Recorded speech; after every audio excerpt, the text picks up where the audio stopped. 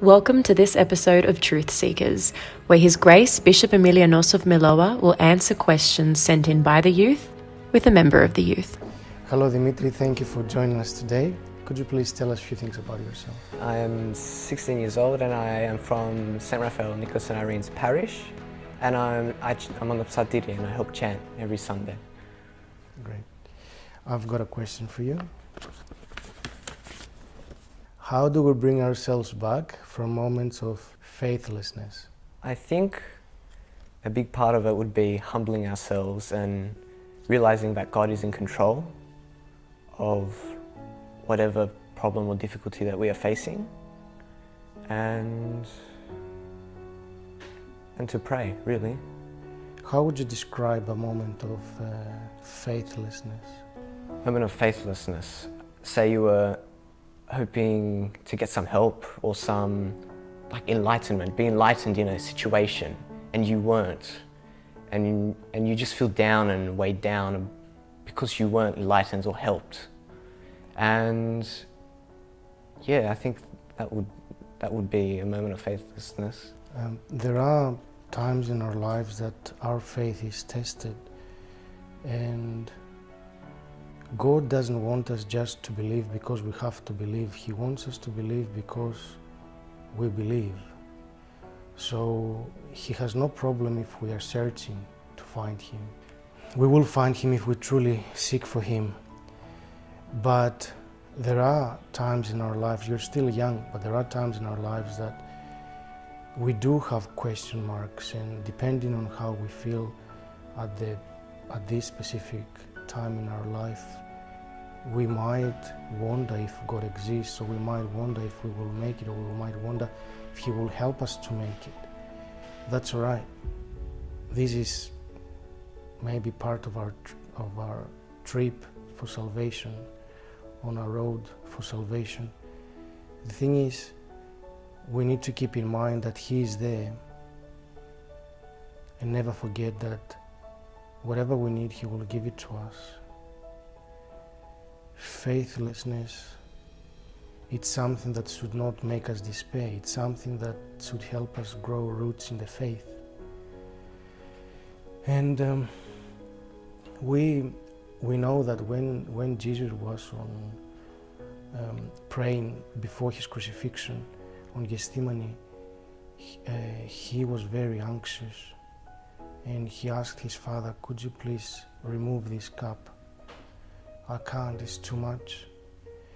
This was not faithlessness. This was realizing that without God's help, we can't do it. Yeah. But still, it's not lack of faith. Jesus was sort of abandoned before His crucifixion, but this is not the case with all of us, because we have Him there for us. Yes. And if we keep this in mind, then we can't despair.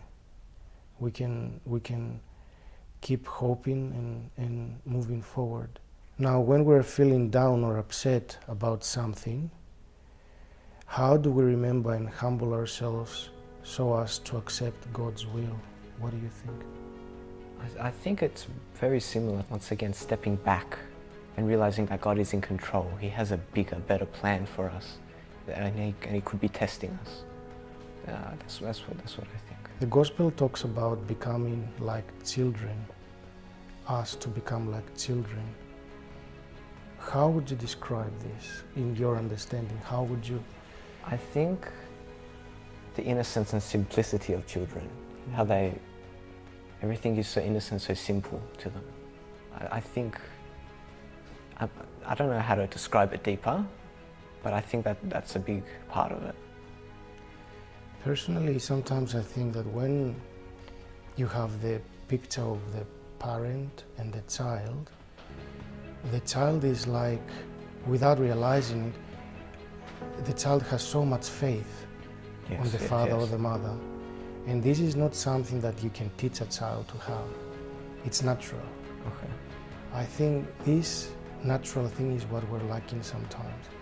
We don't understand that God is our Father. God is someone who loves us We could even say he loves us more than what he loves himself. That's why Christ the Son of God became human, became Christ, became one of us, and gave up his life for us. So if you know that someone loves you more than what he or she loves himself or herself, there is no space for lack of faith. Yeah. It's like you know that they will be always there for you. All you have to do is trust them. All you have to do is trust them. There is a secret here. I always remember this and keep it in mind because it helps me personally. The Gospel says about Apostle Peter, when there was this thunderstorm, they were in the lake fishing, and then Jesus appeared on the waves. They saw Jesus walking on the waves, and Peter said, "Could you please order so that I can walk and come towards you on the waves?" And Christ said, "Come." So Peter started walking without even thinking. He started walking. This is what a child would do when the father will say, "Come," yes. right? But then the logic kicked in. Why? Because he lost focus. While he was focusing on Christ, he could walk on the waves. But while he focused on the waves, he lost Christ, and he nearly lost himself. He nearly lost his life. Yes. He started sinking. So keeping focus on Christ, it's a big secret that we need to understand. If we don't focus, if we lose our focus on Christ, we will lose the ground around us. But if we truly want to walk on the waves, we need to know what we're focusing on. And that's only one thing, that's only Christ. Yes. What do you think? Yes, I couldn't have put it better. Those are the words that I was looking for. But when we see people that they're searching for things, we shouldn't worry. They have to go through this search to understand for themselves. We can pray for them and make sure that we don't lose our focus. Because if we lose our focus and go down to their level to help them, we won't help them, we will destroy ourselves. Okay. But if we keep our focus, then God will help them to also understand where they should focus on. It's like the saying, focus on your own garden, don't worry about other people's Yes. problems. Yes. Yeah. Yes. My advice to people who are experiencing faithlessness would be, God has a bigger plan, and to, like I said earlier, maybe take a step back. Know that God has a bigger plan for you. He's in control.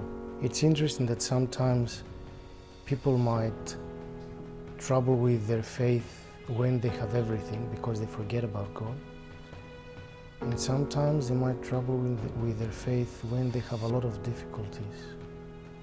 Everything that God does for us is for our own benefit.